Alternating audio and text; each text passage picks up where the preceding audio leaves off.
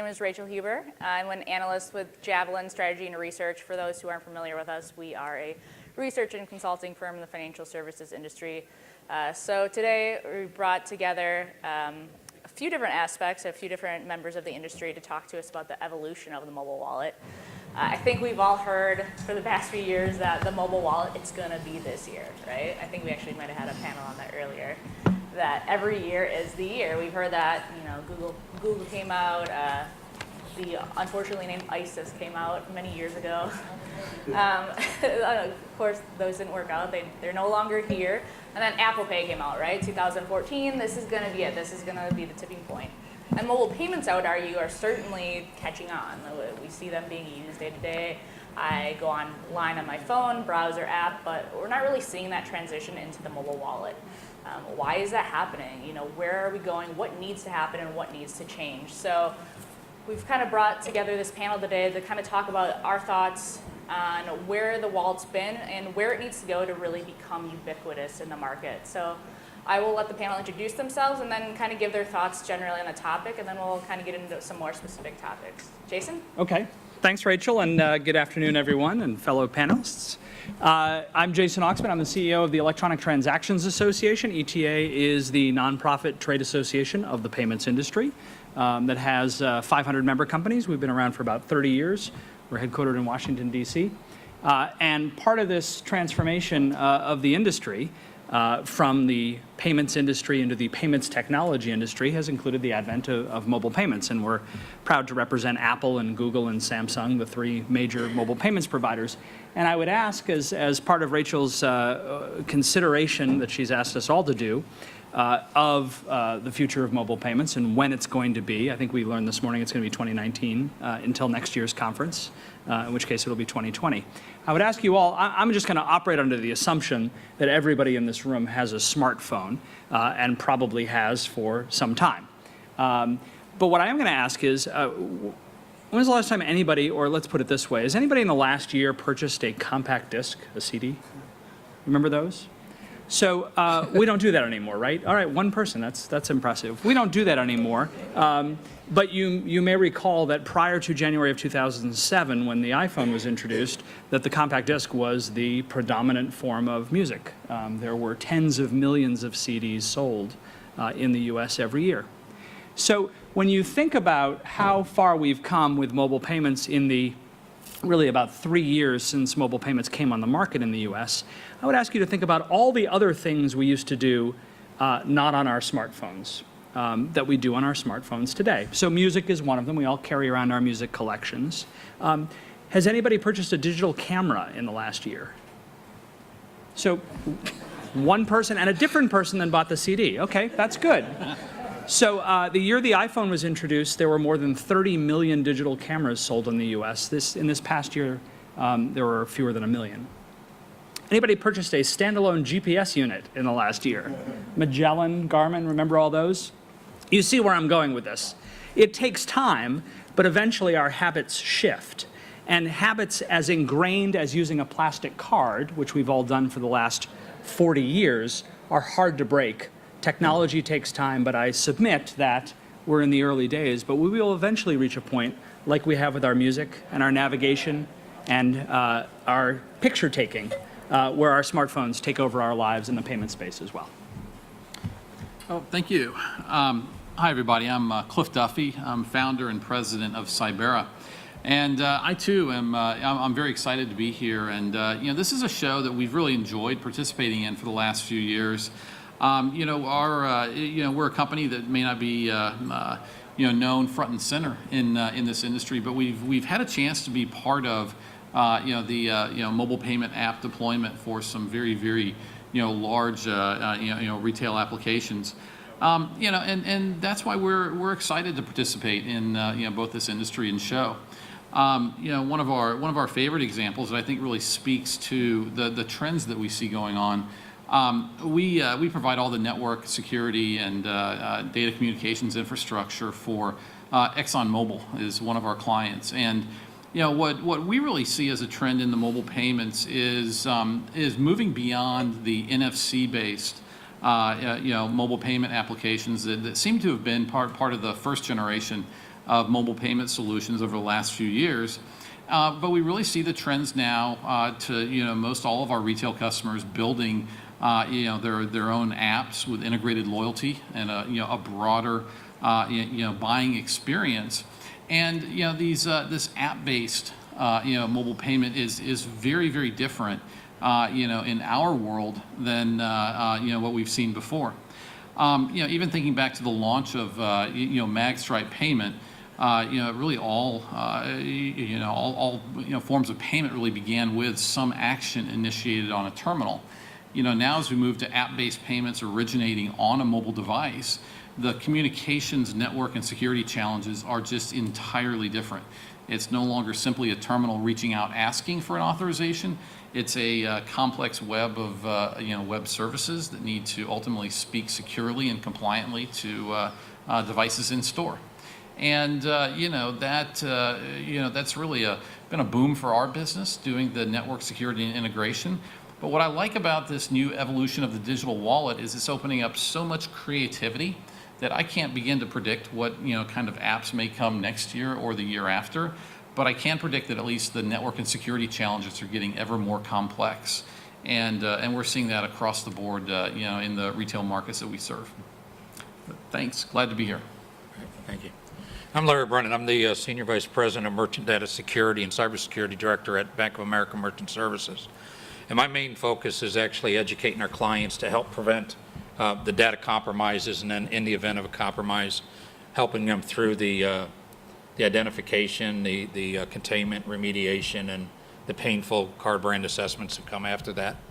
I'm going to go a little deeper than what Jason had mentioned, and talking about how if we don't stay in tune with our clients' needs, we'll become antique or will no longer be existent. How many people know who the very first buy at home, ship at home, or receive at home type of business was? And it wasn't Amazon and it wasn't Walmart.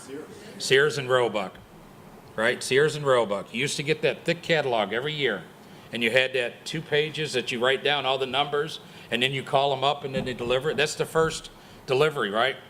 Today they dropped 5% more of their stores. They're just about going out of business because they didn't keep up with the Joneses, right? And that goes the same with, the Woolworths, right? Anybody remember Woolworth, right?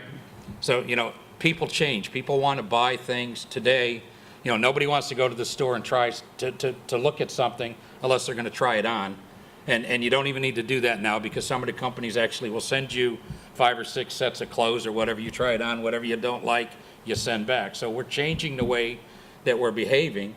And so with the mobile payment, we talk about the adoption. I mean, everybody used to write checks, right? How many people, and I was talking to somebody today, they still write checks for people that are getting married. To me, I said, well, why aren't you using Zelle or Zemo, right? Or Venmo. I have Zelle, so I don't speak of anybody else. I'm from Bank of America, but my point is that we evolve, right? The credit card's been around for 40 years.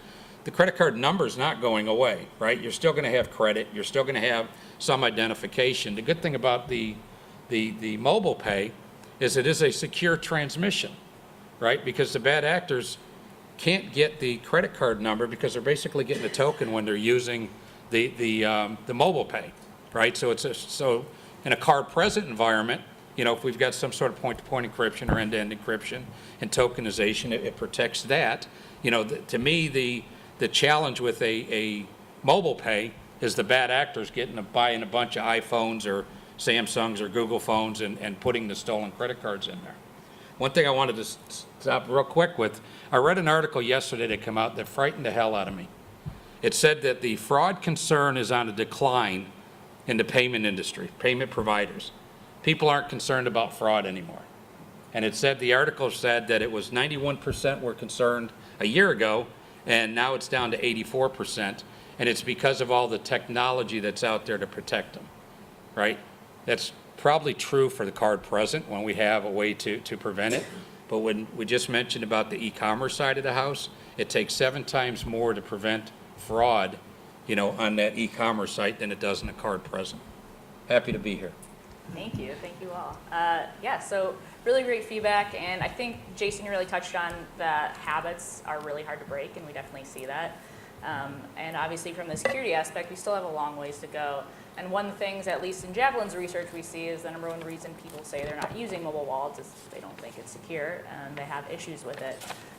I think from a broader perspective, of course, the question we have to ask is, how does the mobile wallet as it exists today, how does that need to evolve to compel adoption of the mobile wallet as a primary payment method? Not as this fun thing I do, maybe I forgot my card at home, but how do we get it to the point where I leave home and that's all I take with me? Do we have to address more of the security concerns? Is it more about integrating loyalty and rewards? What do consumers need to see, and what do we as an industry need to give them to get to that level? Mm-hmm.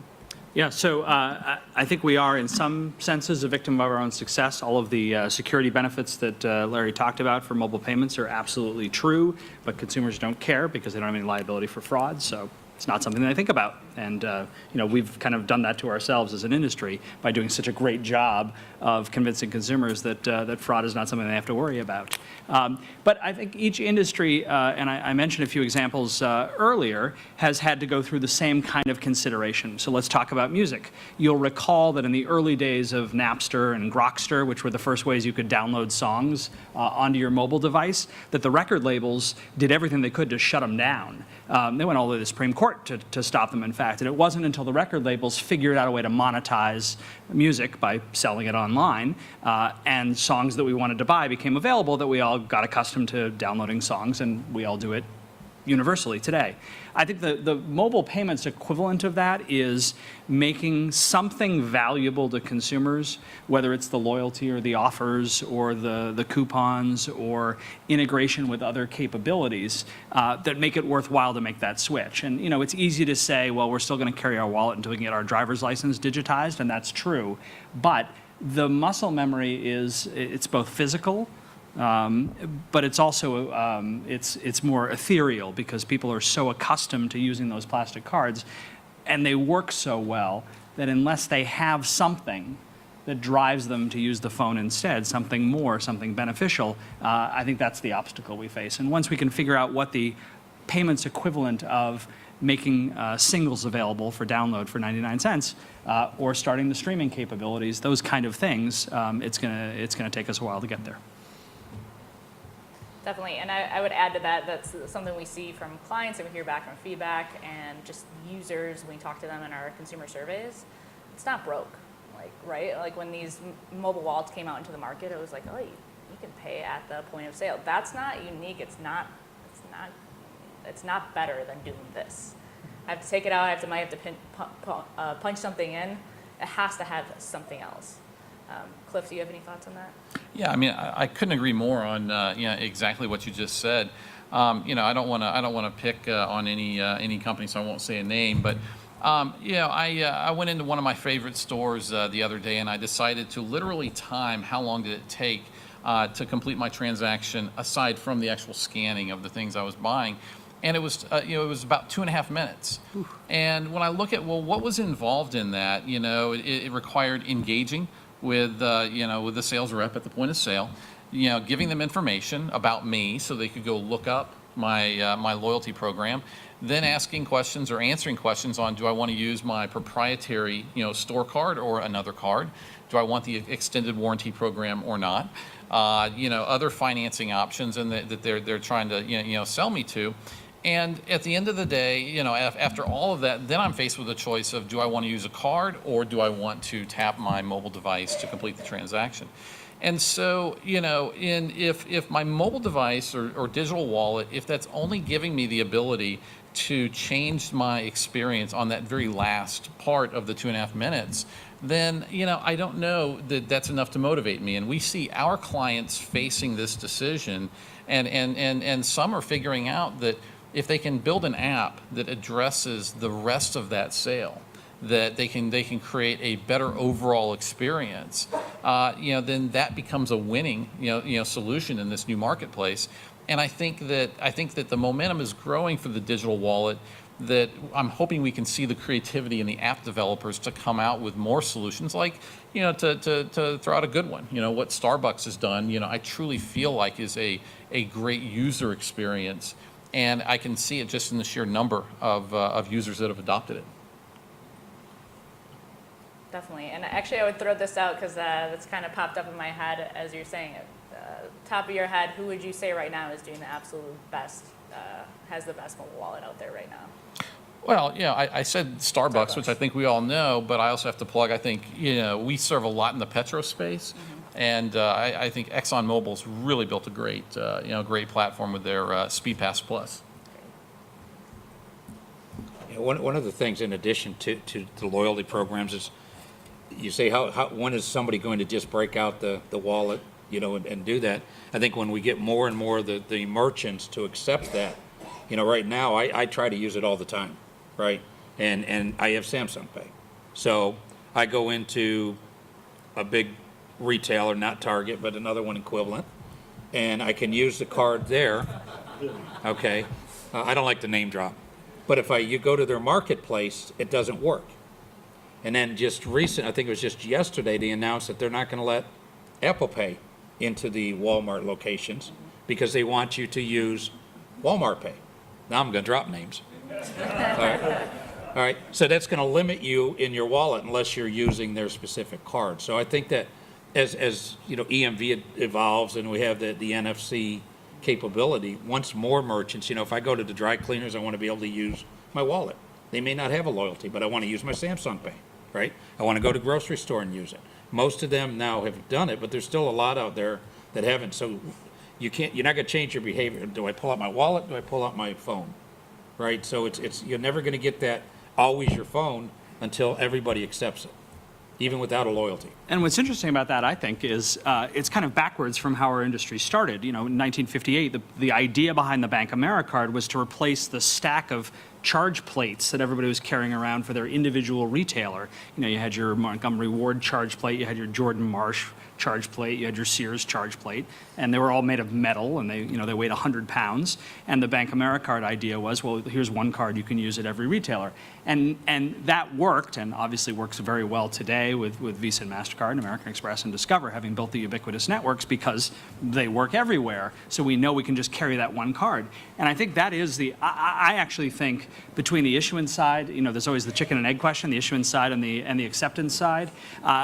Everybody has a device in their pocket that is capable of initiating a mobile payment, whether it's Google Pay, Samsung Pay, Apple Pay. Everybody's got a device that can do it, but less than half of merchants have acceptance points. Yep. So we don't have the scenario that we had in building the Visa and MasterCard networks out, where you can use your phone everywhere. And so what we end up with is, and I think you're absolutely right, you end up with people talking about whose individual retail app does the best job. ExxonMobil is a great app, but I use Apple Pay in connection with my ExxonMobil so I pay through my Apple Pay wallet using the ExxonMobil app. What I'd rather do is just use Google Pay or use Apple Pay or use Samsung Pay. I have to say all three. We love all of our members equally. I'd rather just do that everywhere, but I can't, so I end up using individual apps, like Starbucks being a good example of that. And that's, again, it's backwards from how we started as an industry. And I think once we get ubiquitous acceptance at the point of sale, that will be the turning point that we need to get to where we are with the card world, where the cards work everywhere. Definitely. And you bring up an interesting point. We often talk about merchants and acceptance, and we're talking about merchant wallets as kind of being the leaders that we've seen in the market. Exxon, Target, Starbucks, they've kind of been, the ideal of what it is. And obviously they have their own closed ecosystem, so they have an inherent advantage. What roles are FIs going to play, if any, or is it totally up to the merchants? What can FIs do to help move along the wallets and play a role? You're 49% an FI. You want to take that? 51% technology, though. Right.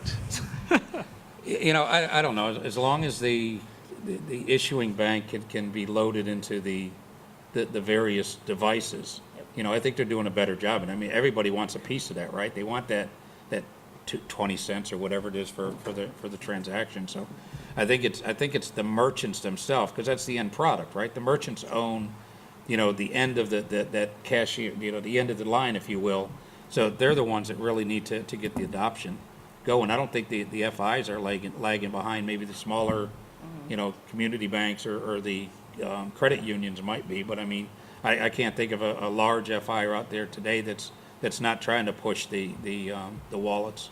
Definitely. Yeah, I think the good news is everybody's on the same page. I mean, there's not, with the exception possibly of plastic molding manufacturers who make the cards, Yeah. nobody's trying to fight the advent of mobile payments. I mean, as Larry alluded to, they don't care what banks don't care what the form factor is, as long as somebody's using their card. They don't care if it's a plastic card or a phone or a watch or a chip in my head. They just want me to use the card. That's how they make money. So I think that is a positive thing. And they do have an important role to play because they have the customer relationships and can help encourage the use of the wallets. Definitely. That'll be next year's panel about the chips in the head. So Right. everyone look forward to that. Or is it? Just kidding, I don't actually. I would say, so obviously kind of going off the FI aspect, so is the issuer wallet, is that kind of dead in the water, or should they be focusing on just enabling the big pays, the third parties that can go multi-merchant?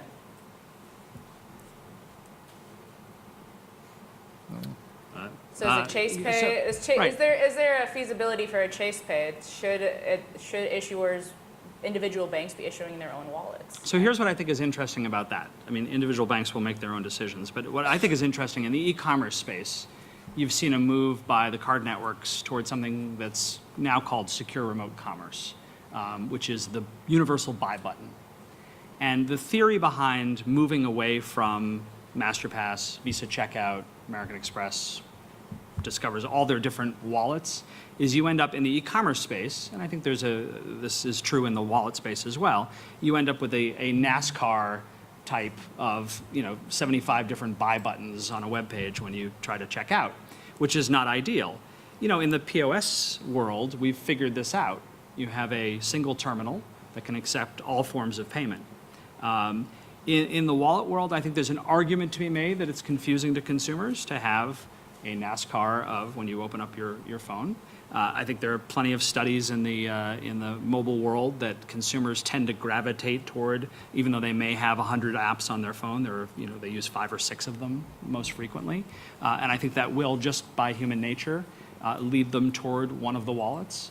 And if there are too many branded wallets out there, so what? I mean, people can find benefits in them, and if they like their issuer's wallet, they should use their issuer's wallet. But I do think it's interesting in the e-commerce space, the card networks recognizing that there is a benefit to giving consumers an easy pathway and encouraging them to use that pathway rather than giving them too many options. Yeah, that came from a question I actually had at lunch.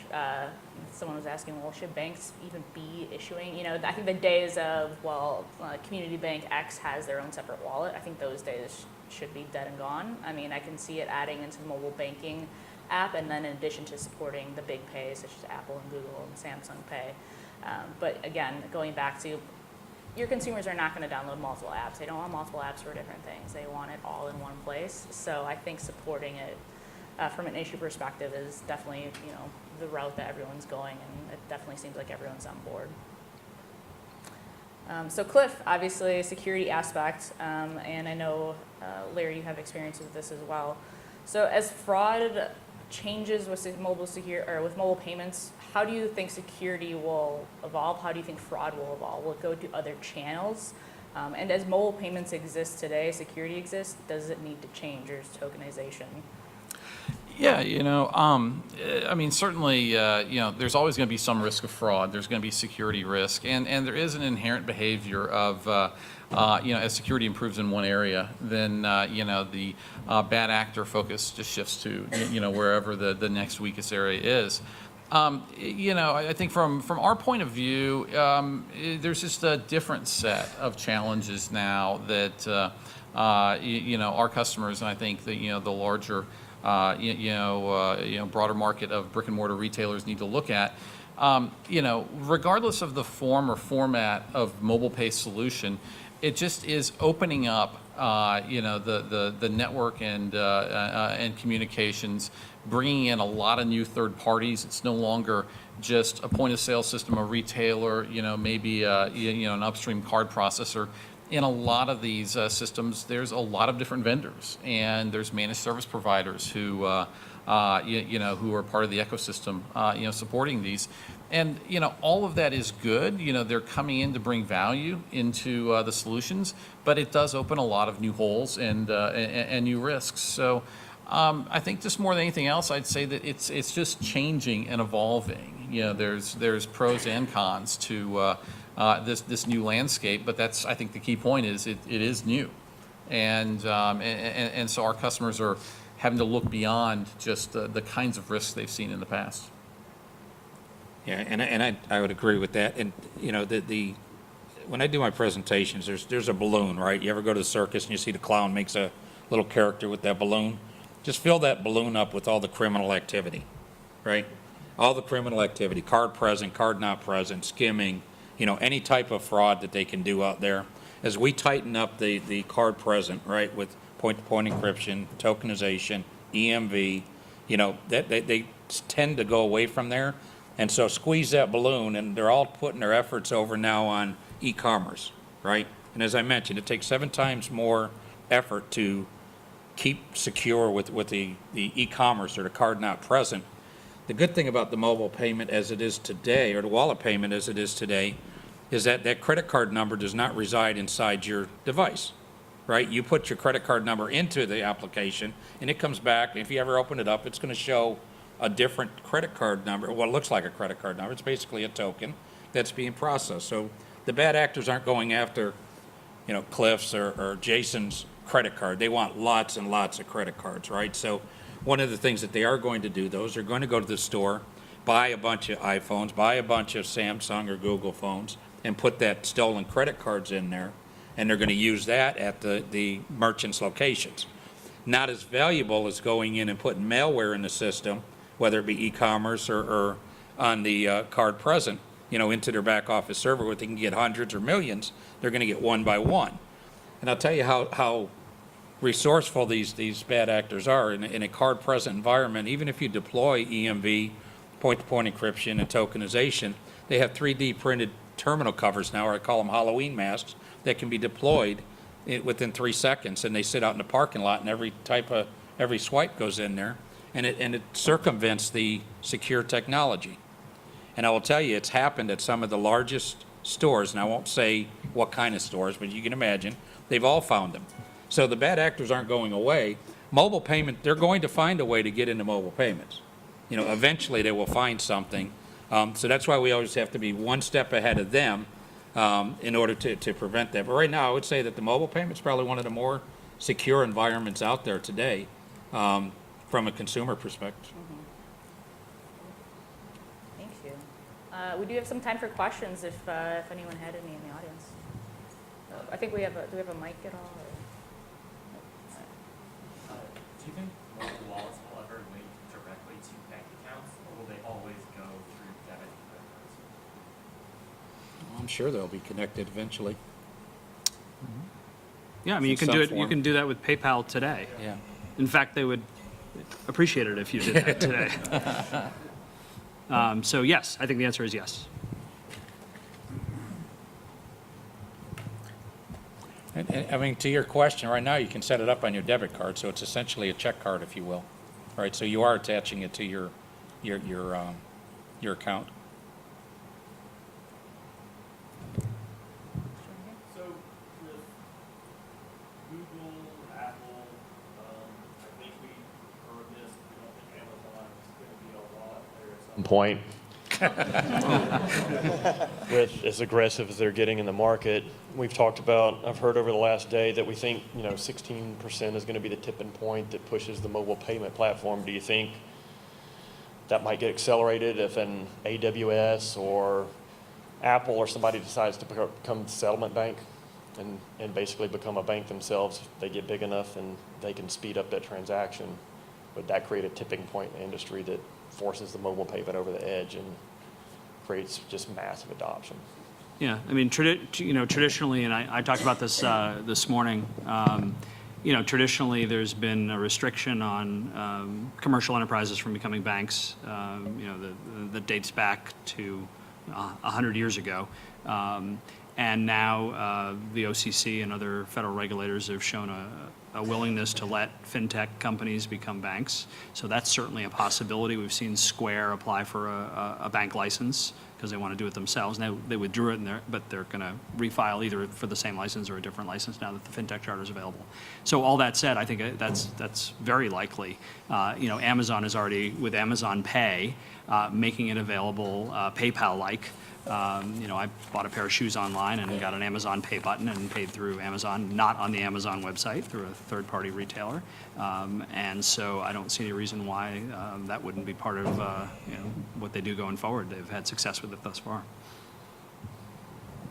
Yeah, I was wondering, and any one of you on the panel can answer this. We're talking about the evolution of the mobile wallet. What in your mind was the issue or the hang-up or the problem with the debate over NFC? This seemed like it went on forever. NFC, QR code, are going to do something different than those two? Who's going to control the secure element? There are all these things that were head-banging to get this decision made about the best way to go. And I don't know if we decided what was the best way, but when you're keeping the evolution top of your mind, what in your mind was the debate there? What was it cost? Was it speed? Was it merchant willingness to try it? What was it? So I'll add a little bit on that to start. We work with a lot of our customers on their first launch of NFC-based mobile pay. And, there was some incremental uptake, but none of our customers were really excited with, the overall, acceptance in the market. And, clearly, having a breadth of options is much more meaningful to the retailers, giving them the ability to create, different experience in purchasing. I think one of the things that's excited me most about the industry, which speaks to a point that Jason made earlier, is, over the last year or two, hearing about some of the back end, platform and enhancements that Apple Pay, Samsung Pay, and others have made, that is allowing those to be the payment platforms being integrated into e-commerce transactions, especially on the mobile device. That's now creating more than just NFC, as a payment, method with that same, system. So I think that broadening is now what's really opening up the options for the digital wallet, systems themselves. You mentioned something on the transaction time, the 2.5 minutes. One thing I'll notice, and if you've ever used your wallet for payment, as opposed to the chip card, the transaction on a wallet pay is almost instantaneous, right? You go in there and you hear that beep, and then within nanoseconds, really, you're getting the authorization back, whereas a chip card, doing all the evolution of changing all the infrastructure of that particular hard card, takes much longer. So you would think more merchants would want to adopt that, especially in a fast food restaurant type of an environment, or the large department stores that want to get through more people. So that's one thing that people need to keep in mind. It is much quicker than an EMV transaction. You had a question over here? Hi, Dennis O'Neill, O'Neill Capital Advisors. I wanted to find out what your thoughts were. Obviously, this seems to be a fragmented wallet market, and do you see that at a point in time where that they'll come up with a ubiquitous wallet that will include multiple different payers, and more importantly, do you think at some point in time, or when do you think at some point in time that these cryptocurrencies will be included? So the question was, for those who couldn't hear, the mobile wallet market is very fragmented right now. So do we ever see a point in time where there will be a ubiquitous wallet with multiple payers, and how will, if any way, will cryptocurrencies play a role? Yeah, so I think, in the same way that there's competition across everything else you can do on a smartphone, I think competition in the wallet space is great.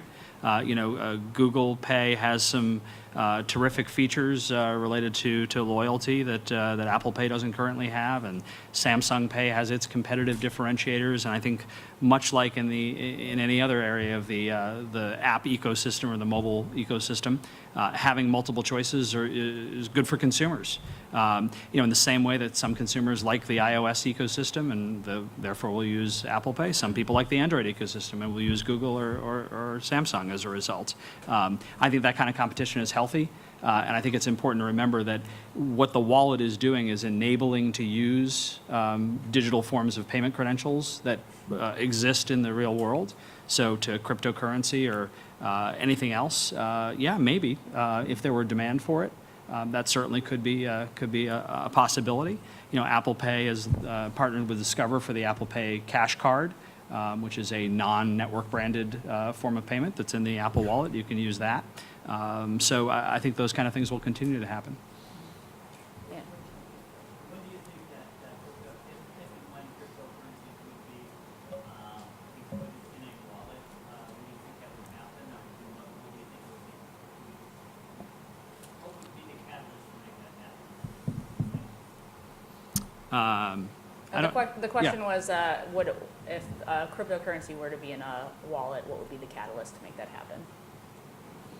Demand, consumer demand for it, I think would be the catalyst. I think we went through a phase maybe 2 to 3 years ago where there's a lot of discussion, a lot of activity around merchant acceptance of cryptocurrency, particularly e-commerce.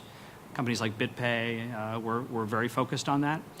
I don't think there's as much of a conversation around that today as there was a few years ago, particularly given the volatility of digital currencies. It's hard for merchants to accept it because whatever they accept may not be what they get when they cash it in, even 20 minutes later. So I think that's a challenge. So I think that may have dampened consumer demand for the ability to use cryptocurrency at the point of sale or for e-commerce. Certainly dampened merchant willingness to do so. I think we have time for one more question. What manner of intersection or convergence do you guys see over the next year or two between wallets and P2P? So the question was, what kind of convergence or intersection do we see between P2P and mobile wallets? I could actually chime in here in that I think P2P is kind of going to be a cornerstone of a mobile wallet. Venmo, Square have massive adoption. We already see them going in store with their debit cards. Venmo has made it very clear that they want to eventually go in store. I think it's a natural evolution because they have such a captive and invested user base. That's something that they see consumers have value in, and why not try and monetize it by going in store? And they did that with e-commerce recently. And they flipped a switch, and all of a sudden you've got 2 millions million 2 million merchants. are taking Venmo, and Right. they have the PayPal network that they can utilize. I think it's a very natural link. I think that's all the time we have for today, so thank you, everybody. Thank you.